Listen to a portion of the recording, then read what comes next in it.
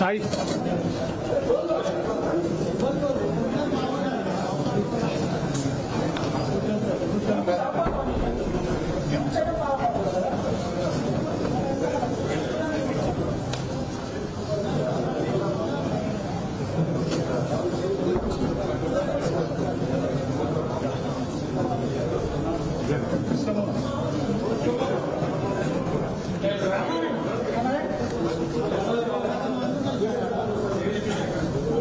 తీసుకురా Sai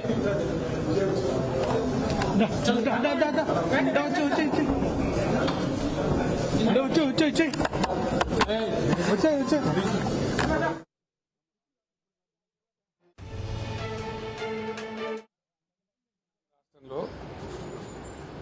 BRS BSP కలిసి పనిచేయాలని చెప్పి నిర్ణయించుకున్నాం.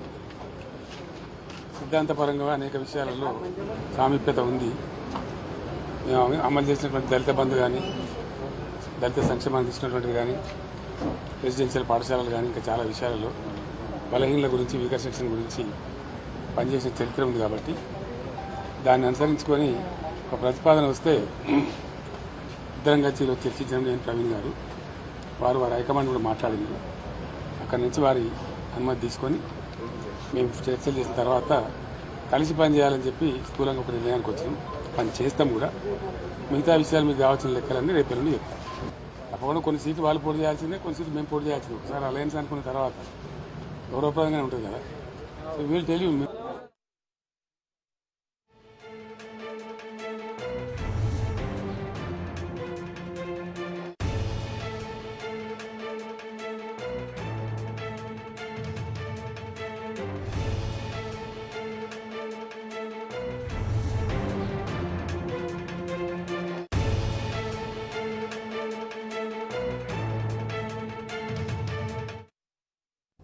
పార్లమెంట్ ఎన్నికల నేపథ్యంలో బీఆర్ఎస్ బీఎస్పీ జట్టు కట్టనున్నాయి.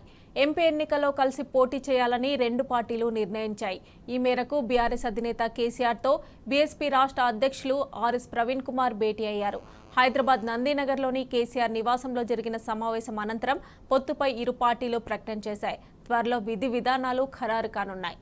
ఇదే అంశానికి సంబంధించి మరిన్ని డీటెయిల్స్ మా ప్రతినిధి లివిల్ అందజేస్తారు. లివిల్, వాళ్ళ మధ్యాహ్నం 1 గంట ప్రాంతంలో బీఆర్ఎస్ అధినేత మాజీ ముఖ్యమంత్రి కేసీఆర్ ను బీఎస్పీ అధినేత ఆర్ఎస్ ప్రవీణ్ కుమార్ కలిశారు. వాళ్ళ ప్రతినిధుల బృందం కూడా ఈ కలిసిన దాంట్లో ఉన్నారు. వీళ్ళందరూ కూడా ఇప్పుడు రానున్న పార్లమెంట్ ఎన్నికలకు సంబంధించి ఒక కీలక పరిణామం చోటు చేసుకుని చెప్పుకోవచ్చు. ఈ రానున్న ఎలక్షన్ లో లోక్సభ ఎన్నికలకు సంబంధించి ఇరు పార్టీలు కలిసి పోటీ చేయాలని నిర్ణయించారు. ఈ సందర్భంగా ఇరు పార్టీలకు సంబంధించి ఇద్దరు అధినేతలు కూడా మీడియాతో మాట్లాడుతూ చెప్పారు.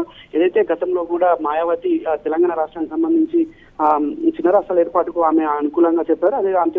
అదే విషయం కాకుండా ఈ రెండు పార్టీలకు సంబంధించిన సిద్ధాంతాలు ఒకే రకంగా ఉండడం కావచ్చు, రెండు పార్టీలకు సంబంధించిన ఏదైతే పోరాటాలు ఉన్నాయో అవన్నీ కూడా ఒకే పంట కింద ఉండడం కావచ్చు, అన్నిటిని కలుపుకొని మేము ముందుకెళ్తామని చెప్పేసి కూడా బీఆర్ఎస్ అధినేత కేసీఆర్ చెప్పారు. అందుకు అనుగుణంగా ఆర్ఎస్ ప్రవీణ్ కూడా ఒక కీలక వ్యాఖ్యలు చేశారు.